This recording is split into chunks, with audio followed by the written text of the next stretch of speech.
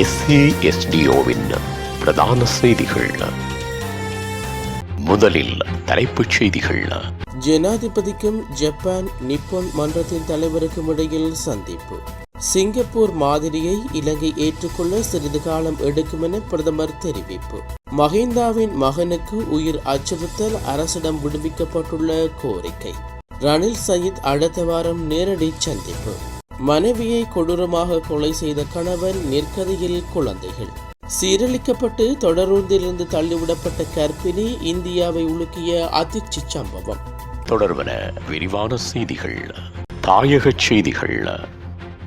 ஜனாதிபதி அன்ருகுமார திசாநாயக்காவுக்கும் ஜப்பானின் நிப்போன் மன்றத்தின் தலைவர் ஜோஹோய் சஹாக்கும் இடையிலான சந்திப்பு ஜனாதிபதி அலுவலகத்தில் நடைபெற்றுள்ளது. இலங்கையின் கிராமப்புற வறுமையை ஒழிப்பதே அரசாங்கத்தின் முன்னுரிமையான பணி என்றும் அந்த திட்டத்துக்கு ஏற்ப கல்வியை மேம்படுத்த எதிர்பார்ப்பதாகவும் இந்த சந்திப்பில் ஜனாதிபதி தெரிவித்துள்ளார். இந்த நாட்டில் மக்களின் சுகாதாரம் மற்றும் கல்வியை மேம்படுத்துவதற்கும் மாற்றுத்திறனாளி சமூகத்தின் நலன்களை மேம்படுத்துவதற்கும் பங்களிப்பதாக நிப்போன் மன்றத்தின் தலைவர் ஜோஹை சஹாவா இதன்போது தெரிவித்துள்ளார். குறிப்பாக யாழ்ப்பாண பகுதியில் உள்ள பாடசாலை மாணவர்களின் கல்வியை மேம்படுத்துவதற்கு ஆதரவு வழங்க தனது அமைப்பு எதிர்பார்ப்பதாகவும் அவர் கூறியுள்ளார். இது நாட்டில் கிராமப்புற மக்களிடையே வறுமையை ஒழிப்பதற்காக ஜனாதிபதி தலைமையிலான அரசாங்கம் மேற்கொள்ளும் வேலை திட்டத்தின் ஒரு அங்கமாக விசேட திட்டங்களை தொடர எதிர்பார்ப்பதாகவும் இதன்போது அவர் கூறியுள்ளார். இரு நாடுகளுக்கும் இடையிலான நட்புறவை மேலும் பலப்படுத்துவதற்கான முயற்சிகள் குறித்தும் இதன்போது கவனம் செலுத்தப்பட்டது.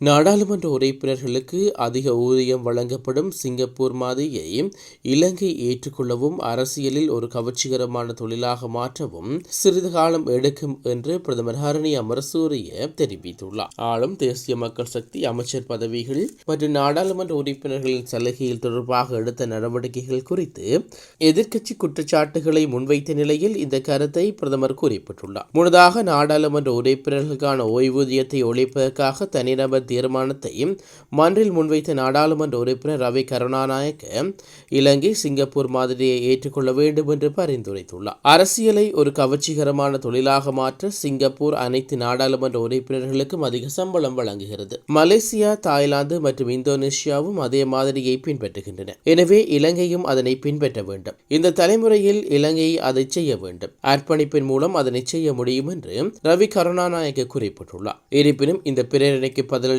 பிரதமர் ஹரணி அமரசூரிய இலங்கை சிங்கப்பூர் மாதிரியை ஏற்றுக்கொள்ளலாம், ஆனால் அதற்கு சிறிது காலம் எடுக்கும் என்று தெரிவித்துள்ளார். அரசியல் கலாச்சாரத்தை மாற்றுவதே தற்போதைய பணியாக இருப்பதனால் 12 அல்லது 13வது நாடாளுமன்றத்தில் மட்டுமே ரவி கருணாநாயக்காவின் கோரிக்கையை பரிசீலிக்க முடியும் என்றும் பிரதமர் குறிப்பிட்டுள்ளார்.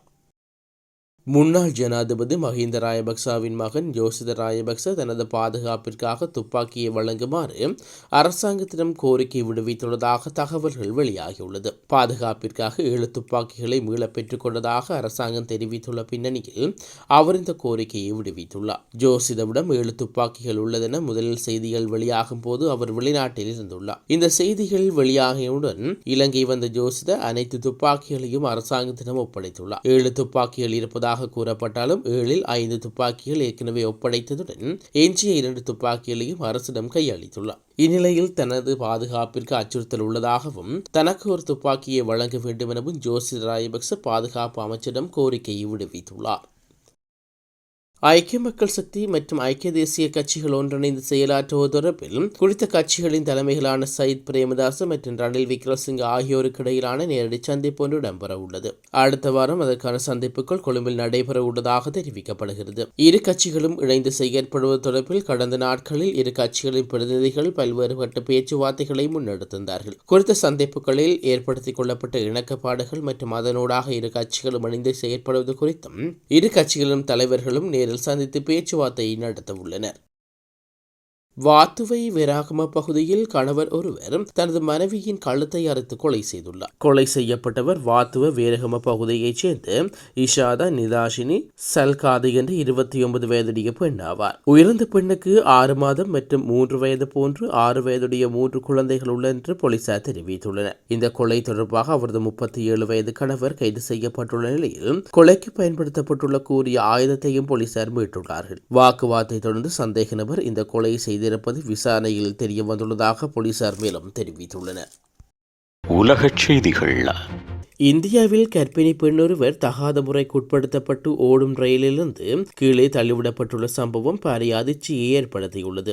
ஆந்திரா மாநிலம் சித்தூரைச் சேர்ந்த 4 மாத கர்ப்பிணி பெண்ணொருவரை இவ்வாறு பாதிக்கப்பட்டுள்ளார். சம்பவம் தொடர்பில் மேலும் தெரிய வருகையில் குறித்த பெண் திருப்பூரில் உள்ள பனியன் கம்பெனி ஒன்றில் டீலராக பணியாற்றி வந்துள்ளார். இந்நிலையில் தனது சொந்த ஊரான சித்தூருக்கு செல்வதற்கு கோயம்புத்தூர் திருப்பதி செல்லும் இன்டர்சிட்டி விரைவு தொடருந்து பயணம் செய்துள்ளார். அப்போது குறித்த பெண் தொடருந்தில் கழிவறைக்கு சென்ற நிலையில் அங்கு நபரொருவரால் தகாத முறைக்கு உட்படுத்தப்பட்டுள்ளார். இதனையடுத்து கர்ப்பிணி பெண் கூச்சலிட்டதால் ஆத்திரமடைந்த அந்த நபர் பெண்ணை தொடர்ந்து கீழே தள்ளிவிட்டுள்ளார். இந்நிலையில் தொடர்ந்து கீழே விழுந்தமையினால் கர்ப்பிணிக்கு கை கால் முறிவு ஏற்பட்டு தலையில் பலத்த காயம் ஏற்பட்டுள்ளது. இதனையடுத்து தொடர்ந்து காவல்துறையினால் மீட்கப்பட்டு கர்ப்பிணியும் மருத்துவமனையில் அனுமதிக்கப்பட்டதை தொடர்ந்து வழக்கு பதிவு செய்யப்பட்டு விசாரணைகள் மேற்கொள்ளப்பட்டுள்ளது.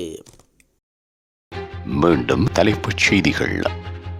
ஜனாதிபதிக்கும் ஜப்பான் நிப்போன் மன்றத்தின் தலைவருக்கும் இடையில் சந்திப்பு. சிங்கப்பூர் மாதிரியை இலங்கை ஏற்றுக்கொள்ள சிறிது காலம் எடுக்கும் என பிரதமர் தெரிவிப்பு. மஹிந்தாவின் மகனுக்கு உயிர் அச்சுறுத்தல், அரசிடம் விடுவிக்கப்பட்டுள்ள கோரிக்கை. ரணில் சயீத் அடுத்த வாரம் நேரடி சந்திப்பு. மனைவியை கொடூரமாக கொலை செய்த கணவன், நிற்கதியில் குழந்தைகள்.